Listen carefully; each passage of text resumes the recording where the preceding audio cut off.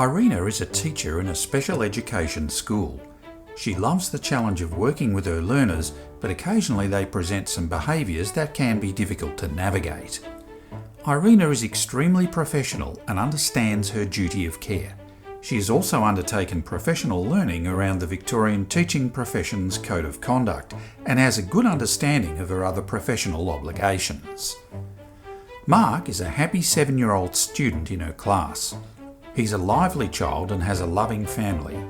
One afternoon, the children are outside playing in their sensory garden when Mark notices his older sister Sonia walking back from a school outing with her class. Sonia is on the other side of the road when Mark spots her. He runs to the school gate, which has been left open, and out towards the road. Irina runs after Mark and grabs his arm just as he's about to cross the road and into the path of an oncoming car. Mark is upset by the incident and complains that his arm, which is showing red marks, is sore. Irina reports the incident to her manager and explains the situation to the parents, who were grateful for her intervention.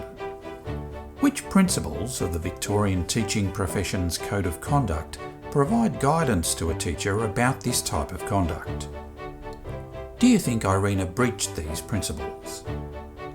How would Irina's conduct be perceived by the community, education setting, and children, parents, carers, and families?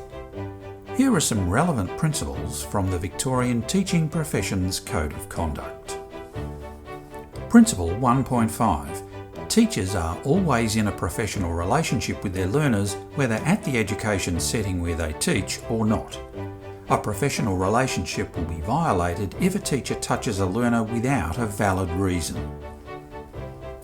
Principle 3.2. Teachers are aware of and comply with the legal requirements that pertain to their profession. Teachers must comply with the requirements of the principle of negligence, which includes duty of care. Teachers should always consider whether touching a learner is appropriate in their specific teaching context.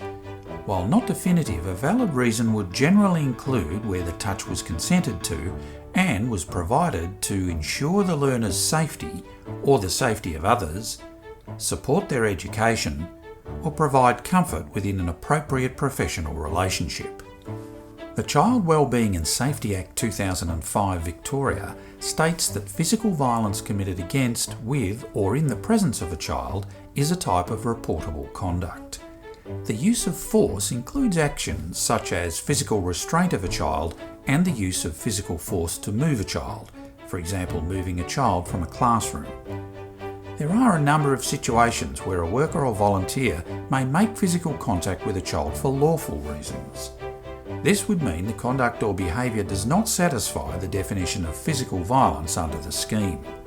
An example of lawful physical contact includes physically restraining a child to stop them from hurting another person or themselves, or from destroying property if that destruction is placing any person at immediate risk of harm.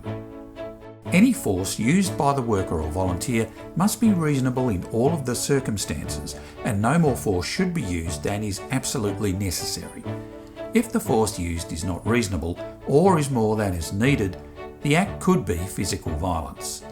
For more information on the use of force and of physical violence, please refer to the Commission for Children and Young People.